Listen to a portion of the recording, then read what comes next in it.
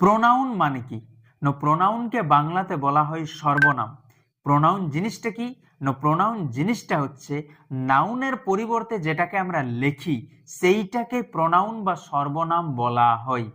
যেমন রবীন্দ্রনাথ ঠাকুর একজন কবি ছিলেন, রবীন্দ্রনাথ ঠাকুর একজন ভারতীয় ছিলেন, রবীন্দ্রনাথ ঠাকুর গীতাঞ্জলি রচনা করেছিলেন, রবীন্দ্রনাথ ঠাকুর নোবেল প্রাইজ জিতেছিলেন। এই যে বারবার রবীন্দ্রনাথ ঠাকুর আমরা বলছি, এটা যে বলছে উহাকেও বিরক্ত লাগছে, যে শুনছে উহারও মাথাটি খারাপ হচ্ছে, এবং যে লিখবে উহার তো জীবনটা জল হয়ে যাবে। সেই জন্য এইটাকে এড়ানোর জন্য প্রোনাউনের আবিষ্কার করা হয়েছে। কেমন? একবার বললেই বোঝা যাবে। রবীন্দ্রনাথ ঠাকুর একজন কবি ছিলেন, উনি একজন ভারতীয় ছিলেন, উনি গীতাঞ্জলি রচনা করেছিলেন, উনি নোবেল প্রাইজ জিতেছিলেন। এই যে বারবার রবীন্দ্রনাথ ঠাকুর না লিখে আমরা উনি কথাটা ব্যবহার করছি, এইটাই হচ্ছে প্রোনাউন। রবীন্দ্রনাথ ঠাকুর যেহেতু রেসপেক্টেড লোক, সেই জন্য উনি কথাটা ব্যবহার করছি, এমনিতে আমরা সে কথাটি ব্যবহার করি, এইটাই হচ্ছে প্রোনাউন। প্রোনাউনকে নানান রকম বইয়ে, নানান রকম জায়গায়, নানান রকম ভাবে ভাগ করা হয়েছে। আমি মোটামুটি সবগুলাই পড়ে দেখলাম এবং একটা জিনিস বুঝতে পারলাম যে প্রোনাউনকে 7 ভাগে ভাগ করা হয়। কি কি? Personal pronoun, demonstrative pronoun, interrogative pronoun, relative pronoun, indefinite pronoun, distributive pronoun এবং রেসিপ্রোকাল প্রোনাউন। এই যে পার্সোনাল প্রোনাউন, এই পার্সোনাল প্রোনাউনকে আবার 5 ভাগে ভাগ করা হয়। কি কি? একটা হচ্ছে সাবজেক্টিভ প্রোনাউন, একটা হচ্ছে অবজেক্টিভ প্রোনাউন, একটা হচ্ছে ডিপেন্ডেন্ট পজেসিভ প্রোনাউন, একটা হচ্ছে ইন্ডিপেন্ডেন্ট পজেসিভ প্রোনাউন এবং আরেকটা হচ্ছে রিফ্লেক্সিভ প্রোনাউন। এগুলো কেমন? উদাহরণ দিলেই ভালো করে বোঝা যাবে। প্রথমে হচ্ছে সাবজেক্টিভ প্রোনাউন। সাবজেক্টিভ প্রোনাউন কোনগুলা? যে প্রোনাউনগুলা সাবজেক্ট হিসাবে ইউজ হয়। যেমন আই ইট রাইস, এইখানে আইটা হচ্ছে সাবজেক্টিভ প্রোনাউন। কেন? কারণ আইটা এইখানে সাবজেক্ট হিসাবে ইউজ হয়েছে। সেই রকমই হচ্ছে উই ইট রাইস, এই উইটাও হচ্ছে সাবজেক্টিভ প্রোনাউন। কেন? কারণ এইখানে উইটা সাবজেক্ট হিসাবে ইউজ হয়েছে। সেই রকম হচ্ছে ইউ ইট রাইস, সেই রকমই হচ্ছে হি ইটস রাইস, সেই রকমই হচ্ছে শি ইটস রাইস, সেই রকমই হচ্ছে ইট ইটস রাইস, সেই রকমই হচ্ছে আবার দে ইট রাইস, ইত্যাদি ইত্যাদি। মানে এইখানে I, we, you, he, she, it, they এইগুলা যেহেতু সাবজেক্ট হিসাবে ইউজ হয়েছে, সেই কারণে এইগুলাকে আমরা বলবো সাবজেক্টিভ প্রোনাউন। এরপর হচ্ছে অবজেক্টিভ প্রোনাউন। অবজেক্টিভ প্রোনাউন কোনগুলা? যেখানে প্রোনাউনগুলা অবজেক্ট হিসাবে ইউজ হবে। যেমন দ্য টিচার টিচেস মি, এইখানে মিটা হচ্ছে অবজেক্টিভ প্রোনাউন, কারণ এখানে মিটা অবজেক্ট হিসাবে ইউজ হয়েছে। সেই রকমই হচ্ছে দ্য টিচার টিচেস আস, এখানে আসটা হচ্ছে অবজেক্টিভ প্রোনাউন, কারণ আসটা অবজেক্ট হিসাবে ইউজ হয়েছে। সেই রকমই যদি বলি the teacher teaches you, the teacher teaches him, the teacher teaches her, the teacher teaches it, the teacher teaches them, এখানে এই যে মি, তারপরে আস, তারপরে ইউ, তারপরে হিম, তারপরে হার, তারপরে ইট, তারপরে দেম, এইগুলা সব অবজেক্ট হিসাবে ইউজ হয়েছে। সেই কারণে এইগুলাকে আমরা বলবো অবজেক্টিভ প্রোনাউন। এরপর হচ্ছে পজেসিভ প্রোনাউন। পজেসিভ মানে হচ্ছে অধিকারের কথা যখন বলবে।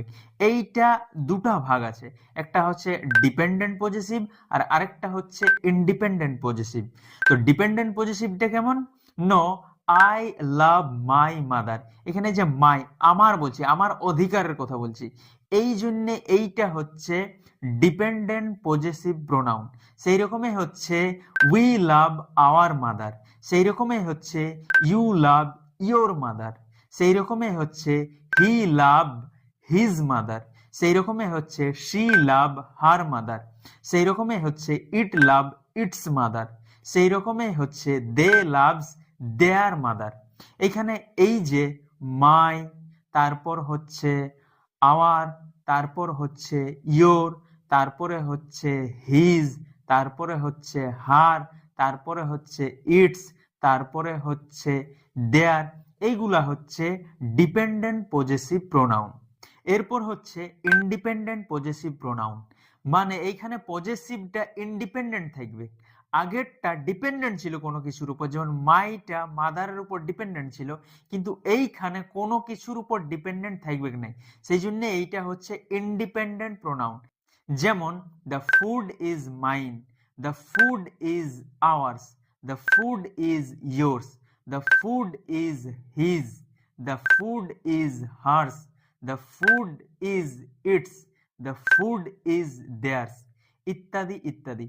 এইখানে এই যে মাইন, তারপরে আওয়ার্স, তারপরে ইয়োর্স, তারপরে হিজ, তারপরে হার্স, তারপরে ইটস, তারপরে দেয়ার্স, এইগুলা হচ্ছে ইন্ডিপেন্ডেন্ট পজেসিভ প্রোনাউন। এরপর হচ্ছে রিফ্লেক্সিভ প্রোনাউন। রিফ্লেক্সিভ প্রোনাউন কোনগুলা?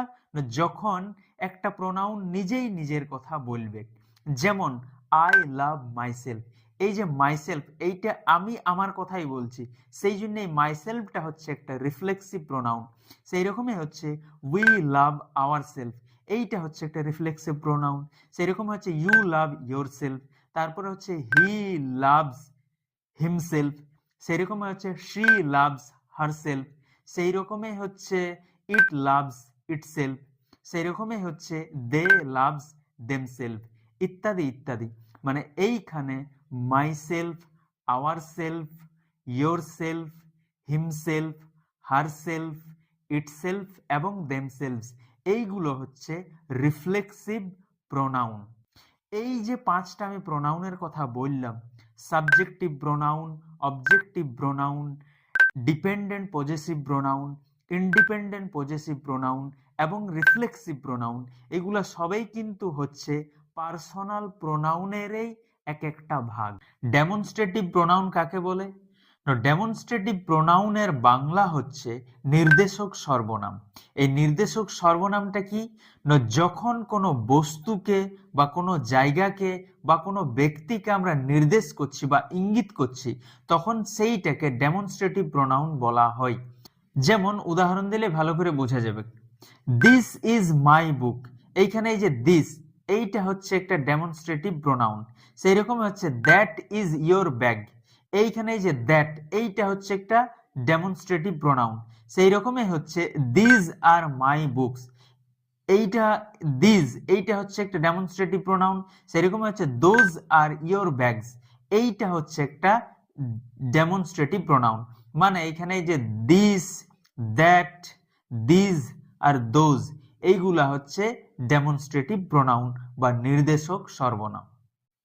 ইন্টারোগেটিভ প্রোনাউন, এই ইন্টারোগেটিভ প্রোনাউনকে বাংলাতে বলা হয় প্রশ্নবাচক সর্বনাম। এটা কি? প্রশ্ন জিজ্ঞেস করার জন্য আমরা যে সর্বনাম বা যে প্রোনাউনের ইউজ করি, সেইটাকেই বলা হয় ইন্টারোগেটিভ প্রোনাউন।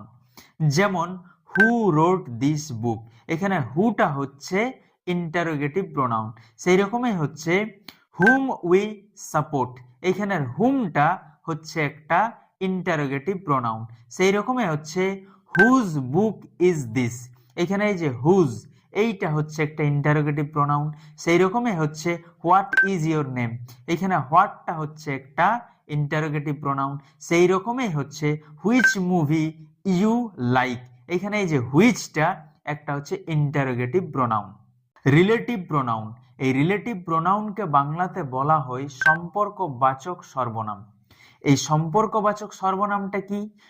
যখন কোনো প্রোনাউন দুটা বাক্যের অংশকে জুড়ে দেয় বা দুটা বাক্যের অংশের মধ্যে একটা সম্পর্ক স্থাপন করে, তখন সেইটাকে রিলেটিভ প্রোনাউন বা সম্পর্কবাচক সর্বনাম বলা হয়। যেমন Rabindranath is a great poet who wrote Gitanjali, এখানে যে হু, এইটা হচ্ছে একটা রিলেটিভ প্রোনাউন। এরপর লোকের প্রশ্ন হতে পারে যে হুটা, এইটা তো হচ্ছে একটা ইন্টারোগেটিভ প্রোনাউন। না, যদিও প্রোনাউনটা একই, হু একটা ইন্টারোগেটিভ প্রোনাউনও আর হু হচ্ছে একটা রিলেটিভ প্রোনাউন। মানে এখানে হুয়ের মানে কে নয়, এইখানে হুয়ের মানে হচ্ছে যে বা যিনি। যদি হুয়ের মানে কে হইতো তখন সেটা ইন্টারোগেটিভ প্রোনাউন হইতো, কিন্তু এইখানে যেহেতু হুয়ের মানেটা যে বা যিনি হচ্ছে, সেই জন্যেই এইখানে হুটা হচ্ছে একটা রিলেটিভ প্রোনাউন। সেই রকমই হচ্ছে Mahatma Gandhi was a social worker whom we call father of nation. এখানে যে হুম, এই হুমটা হচ্ছে একটা রিলেটিভ প্রোনাউন। এমনিতে হুমটা হচ্ছে একটা ইন্টারোগেটিভ প্রোনাউন, যেটার মানে হচ্ছে কাকে, কিন্তু আমরা জানি যে এইখানে প্রশ্ন জিজ্ঞেস করতে এটা ব্যবহার করা হচ্ছে নাই, এইখানে এই দুটা বাক্যের অংশকে জুড়ার জন্য এটার ব্যবহার করা হচ্ছে। এইখানে হুমের মানে কাকে নয়, এইখানে হুমের মানে হচ্ছে যাকে, সেই জন্য এটা হচ্ছে একটা রিলেটিভ প্রোনাউন। সেই রকমই হচ্ছে I don't know which book you like.